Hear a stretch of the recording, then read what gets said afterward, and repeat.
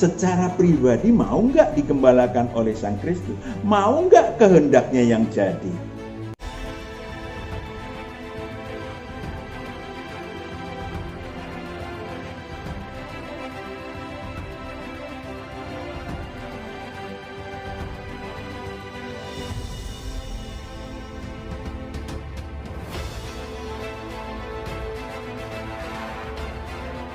Perjuangan yang dapat memperjuangkan saudara untuk kembali ke surga kekal.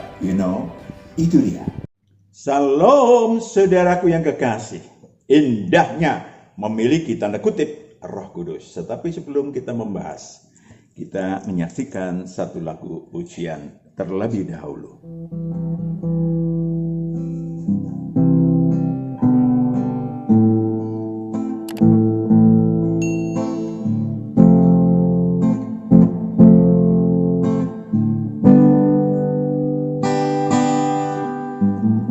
Meskipun tak kulihat tangan yang terpaku, meskipun tak kulihat kaki yang terpaku, meskipun tak kulihat mahkota durinya, namun ku percaya Yesus Tuhan penebusku.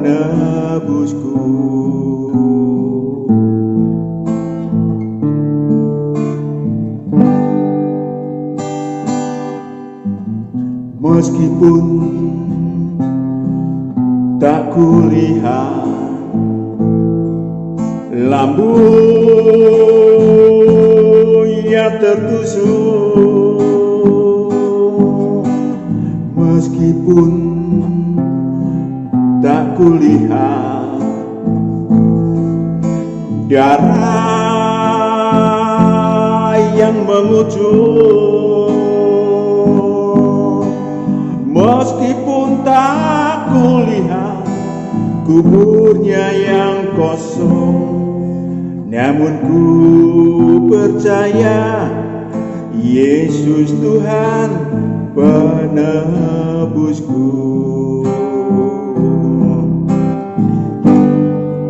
Ku yakin Dia penebus dosaku. Ku yakin Dia berkuasa jadi miliknya. Dia hidup dalamku. Yesus juru selamatku.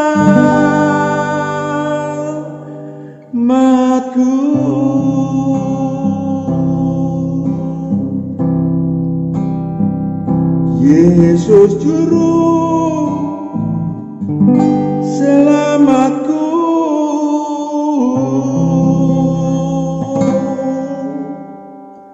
Saudaraku, indahnya memiliki Roh Kudus. Saudara, ini bukan pemberitaan denominasi agama yang manapun, tetapi kebenaran Injil Kerajaan Allah yang ilahi dan universal. Memang Allah Tritunggal bukan baru ada. Mahasistem Allah Tritunggal sudah ada sebelum Allah yang Maha Esa menciptakan makhluk-makhluknya, menciptakan surga kekal. Namun, mahasistem tersebut baru diperkenalkan di bumi sejak 2000 tahun yang lalu. Lebih tepat, disediakan bagi umat manusia untuk dinikmati. Itu pun diserong cuma menjadi teori yang bahkan membingungkan umat manusia. Tentang rupa dan gambar Allah Tritunggal sudah kita bahas minggu lalu. Kini bagaimana merasakan hidup bersama Roh Kudus, hidup bersama Roh kebenaran yang ilahi. Sekali lagi bukan warna suatu denominasi yang manapun, atau bukan cerita, bukan tentang metafisis. Sejak 2000 tahun yang lalu, sang anak domba yang menjadi anak manusia telah memberitakan dan memproklamirkan kerajaan Allah. Memang ini soal kerajaan Allah yang sudah pernah kita bahas. Dengan kematiannya di kayu salib sebagai manusia tak berdosa, maka dia berhak memegang kunci maut dan kerajaan maut. Ini yang utama. Wahyu 1 ayat 17 sampai 18. Inilah awal sejarah manusia. Wahyu 1 ayat 17. Ketika aku melihat dia, tersungkurlah aku di depan kakinya, sama seperti orang yang mati. Tetapi ia meletakkan tangan kanannya di atasku, lalu berkata, "Jangan takut. Jangan takut. Aku adalah yang awal dan yang akhir." Aku adalah yang awal dan yang akhir. Dan Ayat 18, "Dan yang hidup. Aku telah mati, namun lihatlah, aku hidup sampai selama-lamanya, dan aku memegang segala kunci maut dan kerajaan maut." Sebentar lagi Paskah akan dirayakan oleh banyak orang, khususnya umat Kristiani.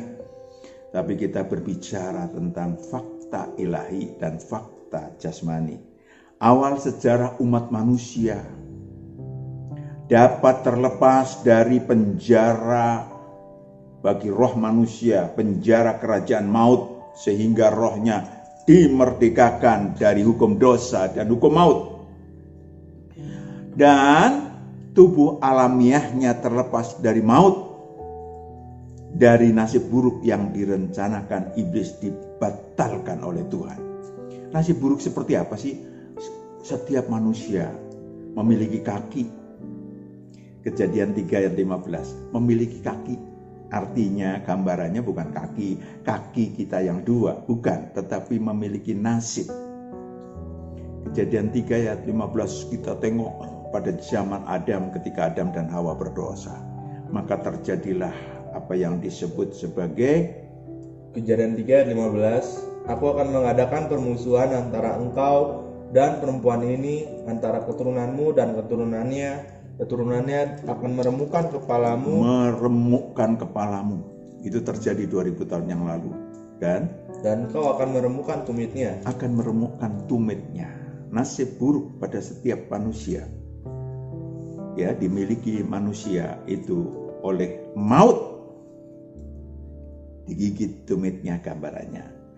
Sayangnya kerajaan Allah yang sangat menggiurkan setiap roh manusia yang kekal, di mana roh dapat hidup, roh dapat tumbuh, roh dapat berbuah, roh memiliki kebenaran-kebenaran ilahi dan seterusnya, tidak banyak difahami, tidak banyak dikenal oleh umat manusia.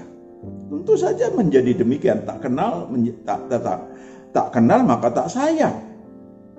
Mereka lebih suka menservis kenikmatan tubuh alamiah yang fana. Banyak yang gila kerja, gila pangkat, gila karier, hatinya berada di harta, hedonisme, hidup ini adalah kenikmatan dunia, dan sebagainya. Dibanding dengan kebutuhan-kebutuhan roh manusia yang sesungguhnya, yaitu bisa atau dapat kembali ke surga kekal dengan membawa oleh-oleh harta ilahi. Itu yang utama sebetulnya. Tetapi membingungkan memang karena nggak kelihatan. Tidak banyak memang manusia yang sadar jati diri, sadar untuk memperjuangkan cita-cita ilahinya turun ke bumi menjadi anak Allah. Tidak banyak yang sadar jati diri. Walaupun sesungguhnya kerinduan untuk pulang ke tanah air surgawi, tanah air surga kekal, bergema sebetulnya di mana-mana. Dalam hati manusia maupun diekspresikan di dalam agama-agama yang dianut oleh manusia, oleh umat manusia yang aktif mereka mencari surga kekal. Pertanyaannya, apakah Pak Matius keindahannya memiliki Roh Kudus? Wow, luar biasa. Yang pertama, antara lain. Yang pertama, tersedianya kebenaran ilahi bagi kepentingan tubuh ilahiyah, tubuh rohaniah si manusia. Yohanes 14 ayat 26. Kebutuhan ilahiyah si manusia. Apa sih kebutuhan ilahiyah si manusia? Tidak, saudara-saudara tidak gentar dan tidak takut. Nanti kita akan uraikan. Tetapi perhatikan. Yohanes 14 ayat 26. Yohanes 14 ayat 26. Tetapi penghibur yaitu Roh Kudus yang akan diutus oleh Bapa dalam namaku, Dialah yang akan mengajarkan segala sesuatu kepadamu dan akan mengingatkan kamu akan semua yang telah kukatakan kepadamu. Itu dia. Itu fasilitas untuk roh manusia.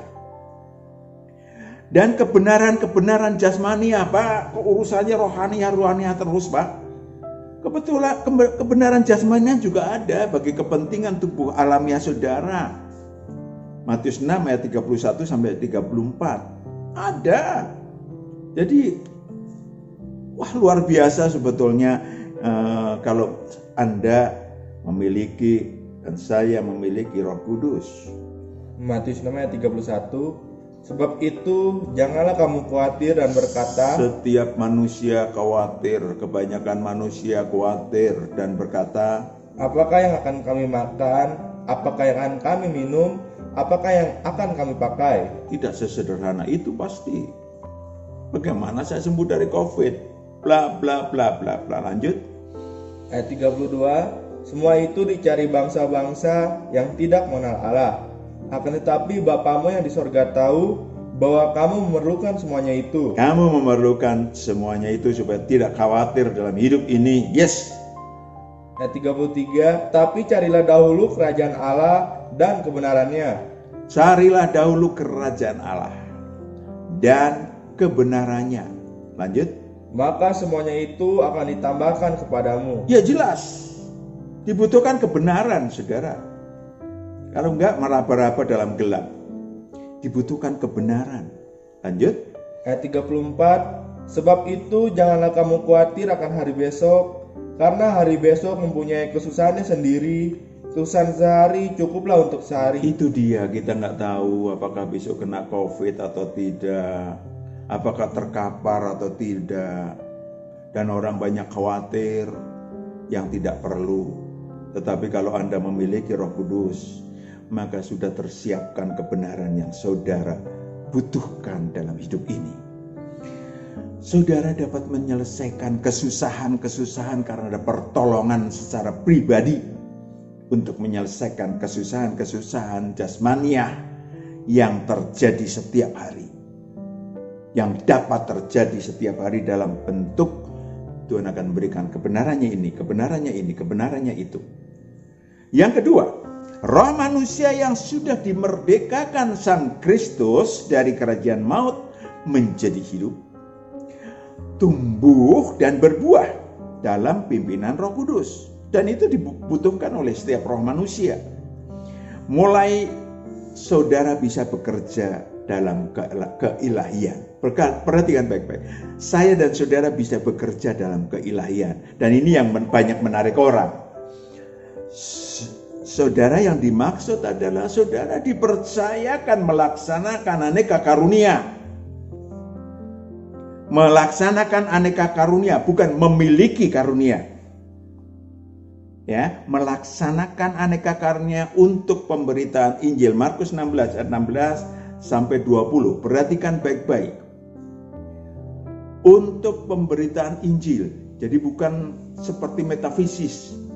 Kalau dulu waktu saya masih sakti, saya bisa menyembuhkan orang, saya bisa melihat orang dalam gelas, dan seterusnya. Di dalam Tuhan tidak ada itu. Markus 16 ayat 16. Siapa yang percaya dan dibaptis akan diselamatkan, tetapi siapa yang tidak percaya akan dihukum. Siapa yang percaya dan dibaptiskan masuk ke dalam Allah Tritunggal, sudah kita baca. Lanjut. Ayat 17, tanda-tanda ini akan menyertai orang-orang yang percaya. Mereka akan mengusir setan-setan demi namaku. Kalau ditugaskan mengusir setan, setan akan kabur. Mereka akan berbicara dalam bahasa-bahasa yang baru bagi mereka. Kalau dibutuhkan bahasa baru, bahasa roh dan segala macam yang digunakan untuk kehidupan kerja ilahi, Tuhan kasih. Ayat 18, mereka akan memegang ular, dan sekalipun mereka minum racun maut, mereka tidak akan mendapat celaka. Bukan berarti saudara minum racun maut. Kalau dibutuhkan, seperti Rasul Paulus digigit ular, beludak yang sangat beracun, dilemparkan aja orang lihat. Mati enggak, begitu enggak mati dewa itu. Saudaraku yang kekasih, bisa. Tetapi saudara jangan pergi ke tempat sarang ular terus tangan saudara dimasukin ke situ. Itu bukan pemberitaan Injil. Itu metafisis. Mencobai Tuhan. Lanjut. Mereka akan meletakkan tangannya atas orang sakit dan orang itu akan sembuh. Itu kalau diutus demikian, karena yang ada di situ tertulis. Lanjut. Ayat 19, sesudah Tuhan Yesus berbicara demikian kepada mereka, berangkatlah ia ke sorga, lalu duduk di sebelah kanan Allah.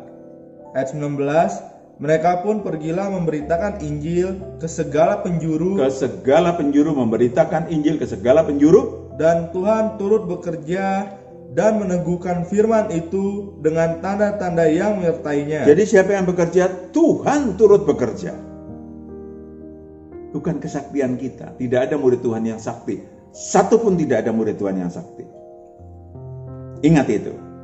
Ini juga populer nih. 1 Korintus 12 ayat 1 sampai 11. Cukup panjang, tapi ini penting bagi kita bersama, supaya saudara bisa membedakan mana yang ilahi, mana yang metafisis, mana yang denominasi. 1 Korintus 12 ayat 1, sekarang tentang karunia-karunia roh. Perhatikan, karunia-karunia roh. Aku mau saudara-saudara supaya kamu mengetahui kebenarannya. Ayat 2, kamu tahu bahwa pada waktu kamu masih belum mengenal Allah, kamu tanpa berpikir ditarik kepada berhala-hala yang bisu. Berhala-berhala yang bisu, perhatikan baik-baik. Zaman dulu, saya udah ceritakan kisahnya berhala-berhala yang bisu. Seakan-akan bahkan dari Tuhan. Lanjut. Ayat 3, karena itu aku mau meyakinkan kamu bahwa tidak ada seorang pun yang berkata-kata oleh Roh Allah dapat berkata, terkutuklah Yesus, dan tidak ada seorang pun yang dapat mengaku Yesus adalah Tuhan selain oleh Roh Kudus. Oleh Roh Kudus. Kita dapat mengaku Yesus adalah Tuhan karena Roh Kudus memimpin saudara dan saya. Ngomong sih gampang, nyeplos sih gampang. Bisa. Tapi mengaku berbeda, saudara. Mengaku berbeda. Lanjut. Ayat 4, ada rupa-rupa karunia tetapi satu roh.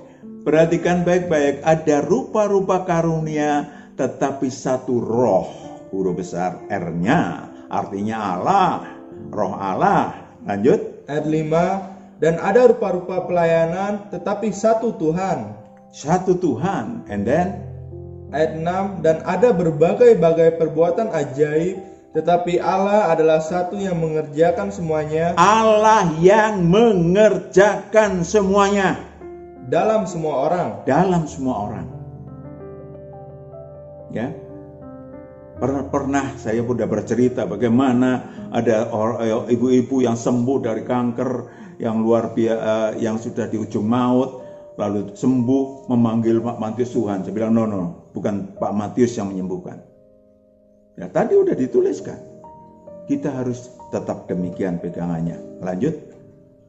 Ayat 7, Tetapi kepada tiap-tiap orang dikaruniakan penyataan roh. Pernyataan roh, perhatikan baik-baik. Dikaruniakan pernyataan roh.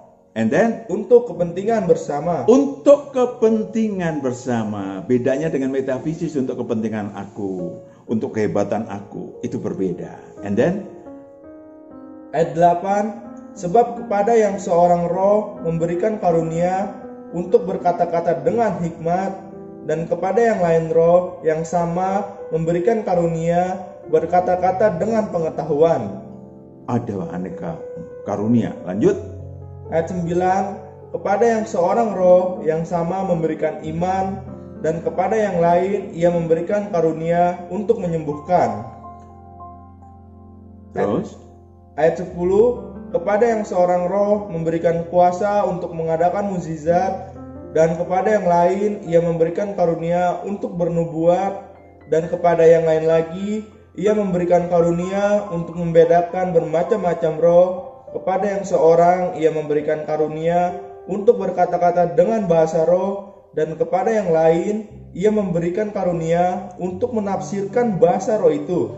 perhatikan baik-baik. Kata memberikan bukan kemudian saudara bisa.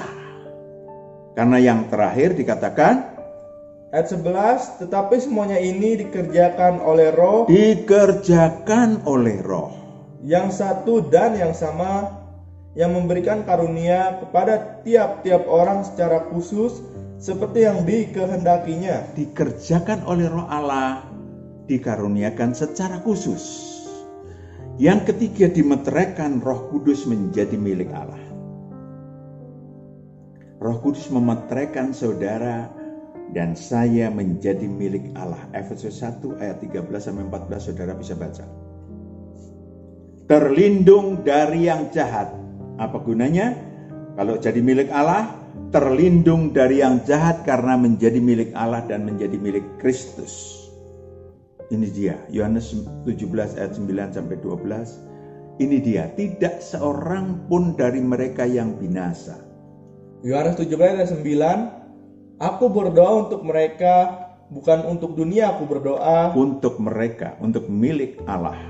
Lanjut. Tetapi untuk mereka yang telah engkau berikan kepadaku, sebab mereka adalah milikmu. Ayat 10, dan segala milikku adalah milikmu, dan milikmu adalah milikku, dan aku telah dipermuliakan di dalam mereka. Aku telah dipermuliakan di dalam mereka. Saudara dipimpin Roh Kudus untuk berbuah, maka itu dipermuliakan di dalam mereka. Kemudian Ayat 11, dan aku tidak ada lagi di dalam dunia, tetapi mereka masih ada di dalam dunia, dan aku datang kepadamu, ya Bapa yang kudus, peliharalah mereka dalam namamu, yaitu namamu yang telah engkau berikan kepadaku, supaya mereka menjadi satu sama seperti kita. bahkan mendapatkan perpanjangan usia jika diperlukan oleh saudara. Tuhan melihat untuk produktif ilahi. Yohanes 17 ayat 15. Yohanes 17 ayat 15, aku tidak meminta supaya engkau mengambil mereka dari dunia, tetapi supaya engkau melindungi mereka daripada yang jahat. Itu dia. Yang kedua, yang B, tatkala roh si manusia bergaul erat dengan Roh Kudus. Ketika saudara mulai bergaul erat dengan Roh Kudus, maka roh si manusia tak lagi gelisah. Artinya kalau tubuh alamiahnya mati, itu setiap roh itu ketakutan, gelisah. Kalau tubuh alamiahnya mati, maka rohnya dapat disiksa di alam maut. Karena apa? Karena dosa dan kejahatan. Ya. Yohanes 14 ayat 27. Perhatikan, rohnya gelisah dan gentar. Gentar lebih parah lagi, yaitu kalau nanti kiamat, maka bisa terjadi rohnya disiksa kekal di neraka kekal. Yohanes 14 ayat 27, damai sejahtera kutinggalkan bagimu, damai sejahteraku kuberikan kepadamu, dan apa yang kuberikan tidak seperti yang diberikan oleh dunia kepadamu. Janganlah gelisah dan gentar hatimu. Iya, janganlah gelisah dan gentar, itu paling penting bagi roh manusia. Saudara, gimana kiat manusia memiliki Roh Kudus, memiliki tanda kutip Roh Kudus yang sesungguhnya? Jikalau kamu mengasihi aku, Yohanes 14 ayat 15 sampai 17. Tidak mudah, saudaraku. Perhatikan, jikalau kamu mengasihi aku, kamu akan menuruti segala perintahku. Yohanes 14 ayat 15. Jikalau kamu mengasihi aku, kamu akan menuruti segala perintahku.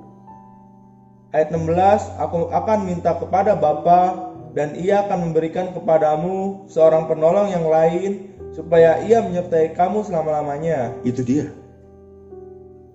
Siapa itu? Ayat 17, yaitu Roh kebenaran. Dunia tidak dapat menerima dia sebab dunia tidak melihat dia dan tidak mengenal dia. Tidak bisa orang dunia menerima Roh Kudus. Ya, tidak bisa orang dunia menerima Roh Kudus. Sangat tidak mudah, bukan saudaraku? Yes. Langkah utama tentu saja menuruti segala perintah Kristus setelah lahir kembali. Saudara, tentang lahir kembali sudah ditayangkan. Tinggal saudara putar ulang kalau lupa. Secara garis besar, lahir kembali adalah melakukan pertobatan total, kemudian datang kepada Sang Terang, kemudian rohnya dibebaskan dari hukum dosa dan hukum maut. Ayatnya nanti tak tampilkan supaya saudara ingat ulang. Kemudian yang terakhir, yang pertama adalah mau nggak digembalakan oleh Sang Kristus secara pribadi. Ini problem Yohanes 10 ayat 3-4. Secara pribadi mau nggak digembalakan oleh Sang Kristus? Mau nggak kehendaknya yang jadi? Ini persoalan. Ini penting, saudara. Banyak egosentris yang tidak dibuang sehingga kehendakku yang jadi, bukan kehendaknya yang jadi. Dan kehendakku bisa berbeda dengan kehendaknya. Yohanes 10 ayat 3, untuk dia penjaga membuka pintu dan domba-domba mendengarkan suaranya, dan ia memanggil domba-dombanya masing-masing menurut namanya. Masing-masing menurut namanya, itu pribadi namanya. Lanjut. Dan menuntunnya keluar. Dan menuntunnya keluar, itu pribadi. Menjadi domba-domba Yesus Kristus yang belajar mendengarkan suaranya dan mengikuti kehendaknya. Belajar mengikuti kehendaknya yang jadi, bukan kehendakku yang jadi. Itu tidak mudah. Masalah-masalah kesusahan pribadi, ya, sehingga semakin mengenal Tuhan.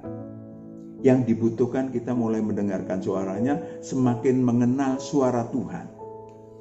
Yang kedua, menyembah dalam roh dan kebenaran. Tentu saja ini juga bukan warna religi yang manapun, tetapi secara ilahi. Perhatikan baik-baik, perhatikan baik-baik. Pada dialog dengan perempuan Samaria, Yohanes 4 ayat 19-22. Perempuan Samaria menyatakan bahwa kalau Anda menyembah di Yerusalem, kami menyembah di gunung. Itu menunjukkan kita berbeda. Anda, Yesus, Taurat dan kitab para nabi agama, kalau saya kan Taurat dalam hati. 4 ayat 19-22. Sekarang kita baca ayat 23-26. Yohanes 4 ayat 23, tetapi saatnya akan datang dan sudah tiba sekarang. Itu dia, 2000 tahun yang lalu sudah tiba. Bahwa penyembah-penyembah benar akan menyembah Bapa dalam roh dan kebenaran. Roh, menyembah Bapa dalam roh, karena sebab Bapa menghendaki penyembah-penyembah demikian. Ya, lanjut. Ayat 24, Allah itu roh, dan barang siapa menyembah dia harus menyembahnya dalam roh dan kebenaran. Dan kebenaran. Roh kita menyembah Allah, Allah menyampaikan kebenaran melalui Roh Kudus. Itu komposisinya. Jailah pakai kata komposisinya. Menyembah dalam roh dan kebenaran. Sehingga saudara tinggal mengaktifkan roh saudara, kan sudah dihidupkan Tuhan, untuk menguasai tubuh alamiah kita supaya nggak berdosa lagi, supaya jangan duniawi lagi, sehingga roh Allah diam di dalam diri si manusia. Oke, terakhir sekali adalah sadar jati diri dan sadar ilahi. Sudah ada itu tayangannya. Menekuni kembali, menekuni perjuangan roh menjadi anak Allah. Ya, menekuni. Kita harus memasuki itu, menekuni cita-cita roh menjadi anak Allah. Yang kedua, tinggal dalam kerajaan Allah. Kerajaan Allah sudah kita bahas. Saudara tinggal di dalamnya supaya berbuah. Demikianlah saudara, langkah-langkah ilahi tersebut setara dengan langkah utama, yaitu yang disebut sebagai mengasihi anak domba. Dengan mengasihi anak domba, saudara akan diberikan penolong.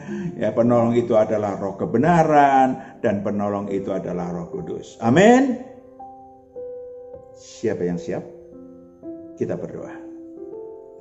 Bapa di surga, anak-anakmu yang mendengarkan, engkau telah siap untuk bergabung dengan keilahianmu. Merindukan dipimpin Roh Kudus dalam kehidupannya yang tersisa. Mari Bapa, terang-Mu yang ajaib menerangi anak-anak-Mu yang mendengarkan tayangan ini. Engkau yang memimpin mereka secara pribadi, menggembalakan mereka bersama kami secara pribadi, supaya boleh mendapatkan penolong yang daripada-Mu, yaitu Roh Kudus. Dalam nama Yesus Kristus kami telah berdoa mengucap syukur. Haleluya. Amin. Tuhan memberkati. Sampai jumpa. Salam dari Matius dan keluarga.